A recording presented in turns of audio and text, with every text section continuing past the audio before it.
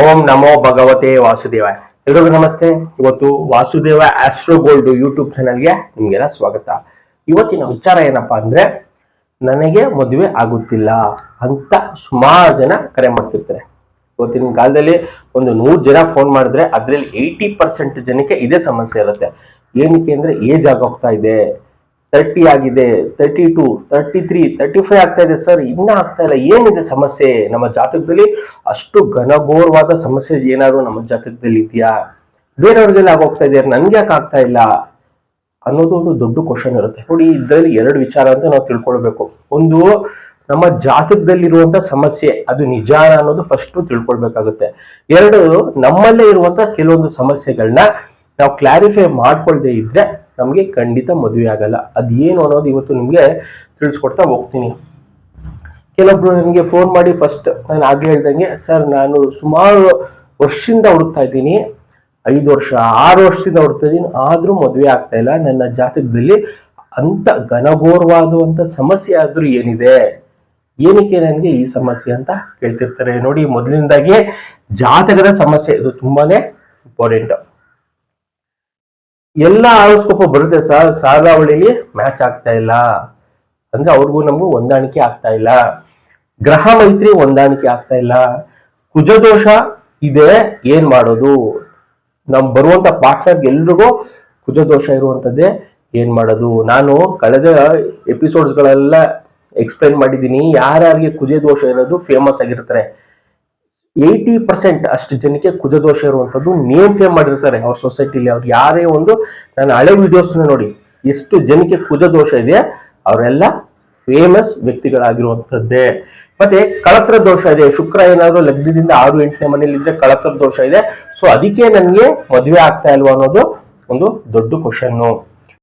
ಮತ್ತೆ ನಮ್ಮ ಜಾತಕದಲ್ಲಿ ಕಾಳ ಸರ್ಪ ದೋಷ ಇದೆಯಾ, ಇದಕ್ಕೋಸ್ಕರ ನಮ್ಗೆ ಏನಾದ್ರು ಮದ್ವೆ ಆಗ್ತಿಲ್ವಾ? ನಾವೇನಾದ್ರು ಕಾಳಹಸ್ತಿಗೆ ಹೋಗ್ಬೇಕಾ, ಕುಕ್ಕೆ ಸುಬ್ರಹ್ಮಣ್ಯಕ್ಕೆ ಹೋಗ್ಬೇಕಾ, ಅಲ್ಲಿ ಹೋಗ್ ಬಂದ್ರು ಕೂಡ ಆಗ್ತಾ ಇಲ್ಲ ಅನ್ನೋದು ಒಂದು ದೊಡ್ಡ ಕ್ವಶನ್ ಆಗಿರುತ್ತೆ. ಎಷ್ಟೋ ಜನ ಹೋಗಿ ಬಂದಿರ್ತಾರೆ, ಎಲ್ಲಾ ಪರಿಹಾರನೂ ಮಾಡ್ಸಿರ್ತಾರೆ, ಅವರ ಲೈಫಲ್ಲಿ ಏನೇನು ಹೇಳಿರ್ತಾರೆ ಐನೋರ್ಗಳು ಎಲ್ಲಾನು ಮಾಡ್ಸಿರ್ತಾರೆ, ಬಟ್ ಆದ್ರೂ ಮದ್ವೆ ಅಂತೂ ಆಗ್ತಿರಲ್ಲ. ಅದ್ಬಿಟ್ಟು ಬೇರೆ ಎಲ್ಲ ಆಗ್ತಾ ಇರುತ್ತೆ. ಮತ್ತೆ ಪಿತೃದೋಷ ಏನಾದ್ರು ಇದೆಯಾ ನಮ್ಮ ಒಂದು ಜಾತಕದಲ್ಲಿ, ಪಿತೃದೋಷಗಳೇನಾದ್ರು ಇದೆಯಾ ಅಂತ. ಮತ್ತೆ ಪ್ರಾಣಿ ಹೊಂದಾಣಿಕೆ ಆಗ್ತಾ ಇಲ್ಲ, ಹುಡುಗ ಮತ್ತೆ ಹುಡುಗಿಯ ಪ್ರಾಣಿ ಹೊಂದಾಣಿಕೆ ಕೂಡ ಆಗ್ತಾ ಇಲ್ಲ. ಇದಿಷ್ಟು ಒಂದು ವಿಚಾರ ಆದ್ರೆ, ಇನ್ನೊಂದು ವಿಚಾರ, ನಮ್ಮವರೇ ಇದಕ್ಕೆಲ್ಲ ಕೆಲವೊಂದು ರೆಡಿಯಾಗಿ ಹೋಗಿರ್ತಾರೆ. ದೇವಗಣ ಮನುಷ್ಯಗಣ ಮತ್ತೆ ರಾಕ್ಷಸ ಗಣ. ದೇವಗಣ ಇರೋರೆಲ್ಲ ತುಂಬಾ ಉತ್ತಮವಾಗಿರುವಂತವ್ರು, ಮನುಷ್ಯಗಣ ಇರೋರಂತವ್ರೆಲ್ಲ ಮೀಡಿಯಮು, ಮತ್ತೆ ರಾಕ್ಷಸ ಗಣ ಇರೋರೆಲ್ಲ ಇವರು ತುಂಬಾ ರಾಕ್ಷಸರ ತರಾನೇ ಬಿಹೇವ್ ಮಾಡ್ತಾರೆ ಅಂತ ಎಷ್ಟೊಂದು ಜನಕ್ಕೆ ತಲೆಯಲ್ಲಿ ಇದೆ.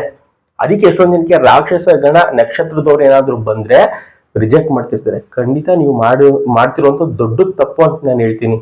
ಯಾವುದೇ ಕಾರಣಕ್ಕೂ ಯಾವುದೇ ಗಣ ಆಗಿರ್ಲಿ, ಅದು ಅವರ ಗುಣಲಕ್ಷಣಗಳಾಗಿರುತ್ತೆ ಹೊರತು ನಿಮಗೆ ಮದುವೆಗೆ ಯಾವುದೇ ರೀತಿಯ ಸಮಸ್ಯೆ ಮಾಡಲ್ಲ. ಇದನ್ನ ತಿಳ್ಕೊಳ್ಳಿ. ನಿಮ್ಮ ಒಂದು ಲೈಫ್ ಸ್ಟೈಲ್ ಅಲ್ಲಿ ಯಾವ ಕಾಂಬಿನೇಷನ್ಸ್ ಇದ್ರೆ ಮದುವೆ ಆಗುತ್ತೆ. ಮತ್ತೆ ಇಲ್ಲಿ ವಿಲ್ಲನ್ ಯಾರು ಅಂತ ತಿಳಿಸ್ಕೊಡ್ತೀನಿ. ಎಷ್ಟೊಂದ್ ಜನ ನಾನ್ ಕರೆಕ್ಟ್ ಆಗಿದ್ದೀನಿ, ನಮ್ಮ ಪಾರ್ಟ್ನರ್ ವಿಲ್ಲನ್ ಅನ್ಕೊಂಡಿರ್ತಾರೆ. ಅದು ಹುಡುಗಿ ಆಗಿರ್ಬೋದು, ಹುಡುಗ ಆಗಿರ್ಬೋದು. ನಿಮ್ಮ ಜಾತಕದಲ್ಲಿ ಈ ಕಾಂಬಿನೇಷನ್ಸ್ ಇದ್ರೆ ಅದು ನೀವೇ ವಿಲ್ಲನ್ ಆಗಿರ್ತೀರಾ. ಅಂದ್ರೆ ಸಂಸಾರಿಕ ಜೀವನಕ್ಕೆ, ಅಂದ್ರೆ ಬೇರೆ ಕಡೆ ಎಲ್ಲ ನೀವು ತುಂಬಾ ಎಕ್ಸ್ಪರ್ಟ್ ಆಗಿರ್ತೀರ, ಒಂದು ಕೆಲಸ ವಿಚಾರವಾಗಿ ನೀವು ತುಂಬಾ ಚೆನ್ನಾಗಿ ಎಲ್ಲಾ ರೀತಿಯಲ್ಲಿ ನಿಭಾಯಿಸ್ತೀರಾ. ಬಟ್ ಈ ಫ್ಯಾಮಿಲಿ ಮ್ಯಾಟರ್ಸ್, ಮನೆಯ ವಿಚಾರಕ್ಕೆ ಬಂದಾಗ, ಸಂಸಾರದ ವಿಚಾರಕ್ಕೆ ಬಂದಾಗ ನೀವೇ ವಿಲನ್ ಆಗಿರ್ತೀರ. ಅದು ಕಾಂಬಿನೇಷನ್ಸ್ ಏನು ಅನ್ನೋದು ನಾನು ತಿಳಿಸ್ಕೊಡ್ತೀನಿ. ಇದಿಷ್ಟು ನಮ್ಮ ಜಾತಕಕ್ಕೆ ಬರುವಂತದ್ದು ಸಮಸ್ಯೆಗಳು. ಹಾಗೆ ಹೇಳ್ದಂಗೆ ಸಾಲಾವಳಿ ಆಗ್ಲಿ, ಗ್ರಹ ಮೈತ್ರಿ ಆಗ್ಲಿ, ಕುಜದೋಷಗಳಾಗ್ಲಿ, ಇವೆಲ್ಲ ನಿಮ್ಗೆ ಮದುವೆ ಜೀವನಕ್ಕೆ ಸಮಸ್ಯೆ ಕೊಡಲ್ಲ. ಇದನ್ನ ಫಸ್ಟ್ ನೀವು ತಲೆಯಲ್ಲಿ ತೆಗ್ದಾಕಿ. ಏನಾದ್ರು ಇದ್ರೆ ನಮ್ಮ ಜಾತಕದಲ್ಲಿ ಏನಾದ್ರು ಕುಜದೋಷ ಇದೆಯಾ, ಅಥವಾ ನಮ್ಮ ಪಾರ್ಟ್ನರ್ ಬರುವಂತವ್ರಿಗೆ ಏನಾದ್ರು ಕುಜದೋಷ ಇದೆಯಾ, ಅಥವಾ ನಮ್ಮ ಪಾರ್ಟ್ನರ್ ಏನಾದ್ರು ನಕ್ಷತ್ರಗಳೇನಾದ್ರು ಮೂಲ ನಕ್ಷತ್ರನ, ಜ್ಯೇಷ್ಠ ನಕ್ಷತ್ರನ, ಮತ್ತೆ ರಾಕ್ಷಸ ಗಣ ಏನಾದ್ರು ಇದೆಯಾ, ಸೊ ಅದರಿಂದ ನಮಗೆ ಮದ್ವೆಗೆ ತೊಂದರೆ ಆಗ್ತಿದ್ಯಾ. ಮತ್ತೆ ಎಷ್ಟೊಂದ್ ಜನ ಒಳ್ಳೊಳ್ಳೆ ಪ್ರಪೋಸಲ್ನೇ ರಿಜೆಕ್ಟ್ ಮಾಡ್ತಾ ಇದ್ದಾರೆ. ಇಷ್ಟೇ ಸಿಂಪಲ್, ರಾಕ್ಷಸ ಗಣನ ರಿಜೆಕ್ಟ್ ಮಾಡೋ. ಸರಿ, ಈಗ ದೇವಗಣ ಬಂದಿರುತ್ತೆ ಅಂತ ಅನ್ಕೊಳ್ಳೋಣ. ಈಗ ದೇವಗಣನೇ ಪ್ರಪೋಸಲ್ಸ್ ಬಂದಿರುತ್ತೆ, ಸಾಲಾವಳಿನೂ ಮ್ಯಾಚ್ ಆಗಿರುತ್ತೆ, ಎಲ್ಲಾನು ಆಗಿರುತ್ತೆ. ಕೊನೆಗೆ ನಾವು ರಿಜೆಕ್ಟ್ ಮಾಡುವಂತ ವಿಚಾರ ಯಾವುದು ಅಂತ ತಿಳಿಸ್ಕೊಡ್ತೀನಿ ನೋಡಿ. ಇದು ನಮ್ಮ ಸಮಸ್ಯೆ. ಇಷ್ಟೊತ್ತು ಹೇಳಿದ್ದು ನಾನು ಜಾತಕದ ಸಮಸ್ಯೆಗಳು. ನಮ್ಮ ಸಮಸ್ಯೆಗಳು ಯಾವ್ದಾದ್ರು ಒಂದು ಪಾರ್ಟ್ನರ್ ಬಂದಾಗ, ಅದು ಹುಡುಗ ಆಗಿರ್ಬೋದು ಹುಡುಗಿ ಆಗಿರ್ಬೋದು, ವೆಯ್ಟ್ ಮತ್ತೆ ಕಲರ್ ಅಲ್ಲಿ ಫಸ್ಟ್ ರಿಜೆಕ್ಟ್ ಮಾಡ್ಬಿಡ್ತೀವಿ ನಾವು. ಇದನ್ನೆಲ್ಲ ನೋಡೋದೇ ಇಲ್ಲ. ಇದು ಮ್ಯಾಚ್ ಆಗಿರುತ್ತೆ, ದೇವಗಣ ಬಂದಿರುತ್ತೆ, ಸಾಲಾವಳಿನೂ ಮ್ಯಾಚ್ ಆಗಿರುತ್ತೆ, ಮೈತ್ರಿಕೂಟನೂ ಮ್ಯಾಚ್ ಆಗಿರುತ್ತೆ. ಅವ್ರಿಗೆ ಕುಜ ದೋಷ ಇರಲ್ಲ, ಕಾಳಸರ್ಪ ದೋಷ ಇರಲ್ಲ, ಕಳತ್ರ ದೋಷ ಇರಲ್ಲ, ಪ್ರಾಣಿ ಹೊಂದಾಣಿಕೆ ಆಗಿರುತ್ತೆ, ಮತ್ತೆ ಎಲ್ಲಾನು ಹೊಂದಾಣಿಕೆ ಆಗಿರುತ್ತೆ. ವೆಯ್ಟ್ ಕಲರ್ ರಿಜೆಕ್ಟ್ ಮಾಡಿರ್ತೀವಿ. ಎರಡನೇ ವಿಚಾರ ಮೇನು, ಸ್ಯಾಲ್ರಿ ಗೌರ್ಮೆಂಟಾ ಪ್ರೈವೇಟಾ. ಎಷ್ಟೊಂದ್ ಜನ ಗೌರ್ಮೆಂಟ್ ಇದ್ರೆ ಬೇಡ ಅಂತಾರೆ, ಪ್ರೈವೇಟ್ ಅಲ್ಲಿ ಜಾಸ್ತಿ ದುಡ್ಡು ಬರುತ್ತೆ ಅಂತೆ. ಪ್ರೈವೇಟ್ ಇರುವಂತ ಅವ್ರು ಬಂದ್ರೆ ನಮ್ಗೆ ಗೌರ್ಮೆಂಟ್ ಬೇಕು ಅಂತ ರಿಜೆಕ್ಟ್ ಮಾಡ್ಕೊಳ್ಳುವಂಥದ್ದು. ಇನ್ನ ಮೂರನೇದು ಪ್ರಾಪರ್ಟಿ ಮತ್ತೆ ಪೊಸಿಷನ್. ಅವ್ರದ್ದು ಏನು, ಎಷ್ಟು ಪ್ರಾಪರ್ಟಿ ಇದೆ. ಫಸ್ಟ್ ಹೇಳುವಂತದ್ದೆಲ್ಲ ನಮ್ಗೆ ಏನ್ ಸರ್, ನನಗೆ ಮದ್ವೆ ಆಗ್ತಿಲ್ಲ, ಜಾತಕದಲ್ಲಿ ಏನ್ ಸಮಸ್ಯೆ ಇದೆಯಾ ಅಂತ ಫಸ್ಟ್ ನಾವು ಕೇಳ್ತೀವಿ. ಅದೆಲ್ಲ ಕರೆಕ್ಟ್ ಆಗಿ ಆದ್ಮೇಲೆ ಇಲ್ಲಿಗೆ ಬಂದು ಎಲ್ಲ ನಾವು ರಿಜೆಕ್ಟ್ ಮಾಡ್ಕೊಳ್ಳುವಂಥದ್ದು ಇಂಥ ಜಾಗದಲ್ಲಿ ಪ್ರಾಪರ್ಟಿ ಮತ್ತೆ ಪೊಸಿಷನ್ ಅಲ್ಲಿ.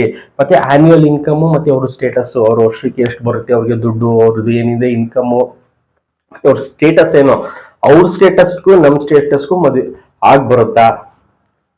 ಕೊನೆಗೆ ಸಿಟಿ ಮತ್ತೆ ಕಂಟ್ರಿ, ಇದು ಒಂದು ದೊಡ್ಡ ಸಮಸ್ಯೆ.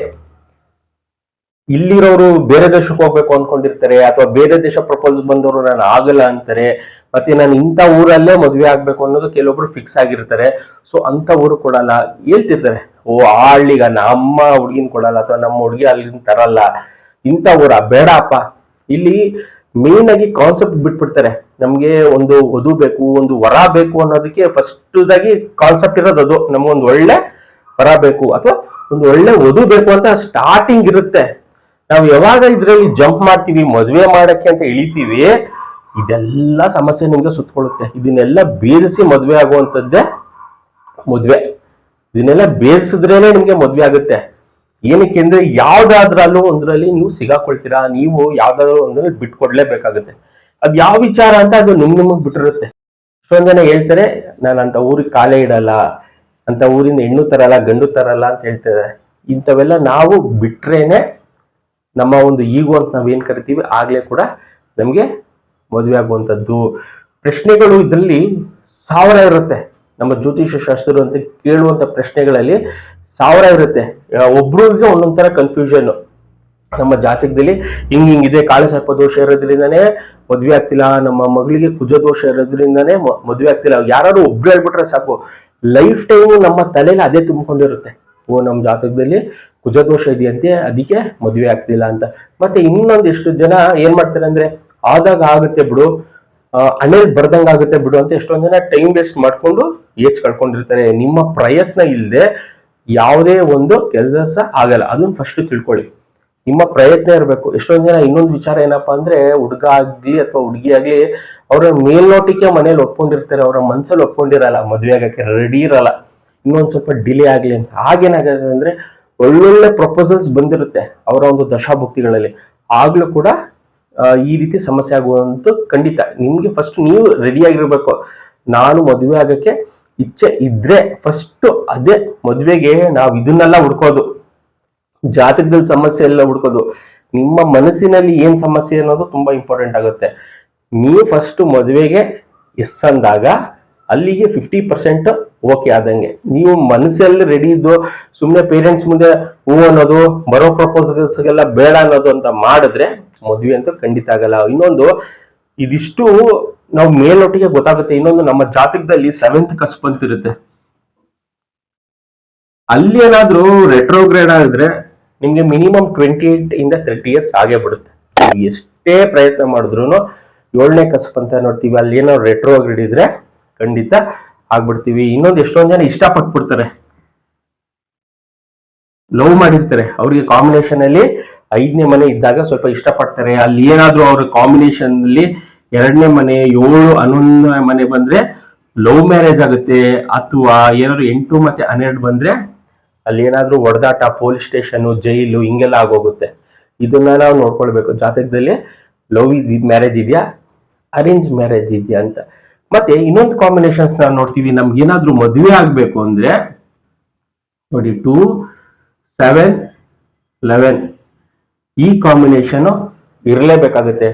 ಈ ಕಾಂಬಿನೇಷನ್ ವ್ಯಯ ಮನೆಗಳು, ಇದು ನಾನು ಲಗ್ನದಿಂದ ಹೇಳುವಂತದ್ದು, ಇದೇನು ನ್ಯೂಮರಾಲಜಿ ಅಲ್ಲ.